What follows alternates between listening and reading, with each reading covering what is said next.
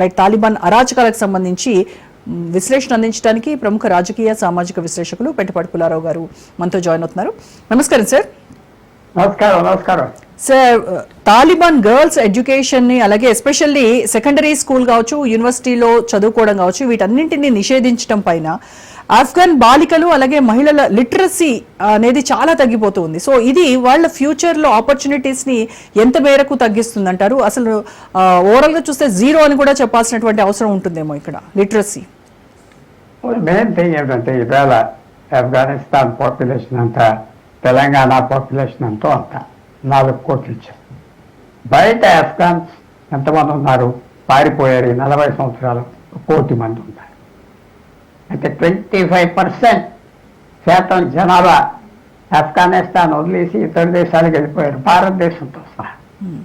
అక్కడ అందరూ అడ్వాన్స్గా చదువుకుంటున్నారు, చాలా హై లెవెల్కి వచ్చేసారు.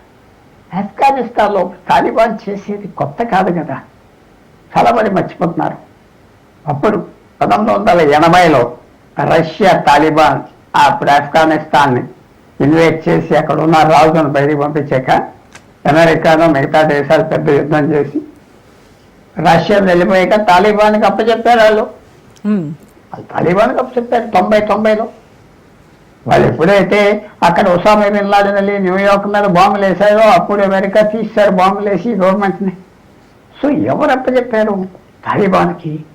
మనం చూస్తే అమెరికన్స్ అప్పచెప్పారా, యూరోపియన్స్ అప్పచెప్పారా? వాళ్ళే కదా చేసింది ఆ రోజు. అప్పుడు చేశాక ఎందుకు చేశారంటే వాళ్ళు అప్పుడు రష్యన్స్తో పోరాడారు, రష్యన్ను బయట పంపించేశారు. అందువల్ల అలాగే ఇచ్చేద్దాం దేశం ఇచ్చేసి వెళ్ళిపోయారు. ఇప్పుడు ఈవేళ అమెరికన్స్ యూరోపియన్స్ ఎక్కువ చదువులు మీరు చెప్పిన మాటలన్నీ వాళ్ళు చెప్తున్నారు, చాలా చెప్తున్నారు. కానీ ఆ సమాజాన్ని మనం అలా మార్చగలమా? మార్చలేం. ఆఫ్ఘనిస్తాన్ సమాజం వాళ్ళ బ్యాక్గ్రౌండ్ ఏంటి, వాళ్ళు ఎందుకు అలా ఉన్నారు?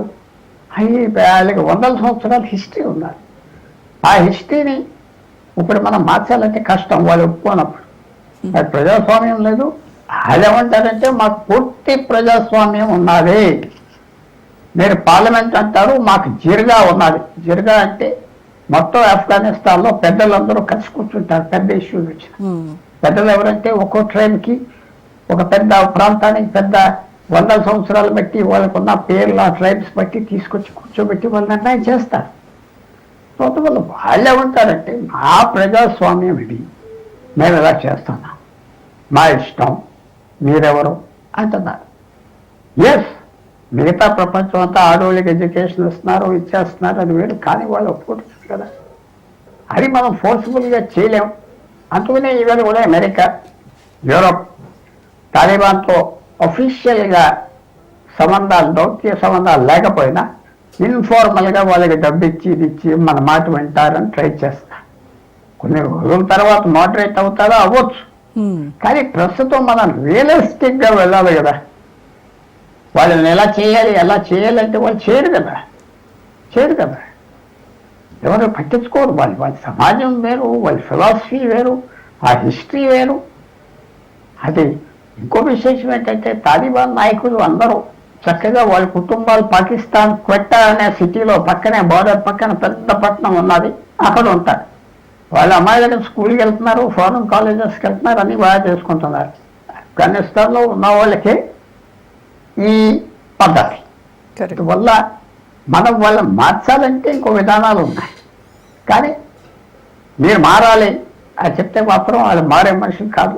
చరిత్రలో మారలేదు.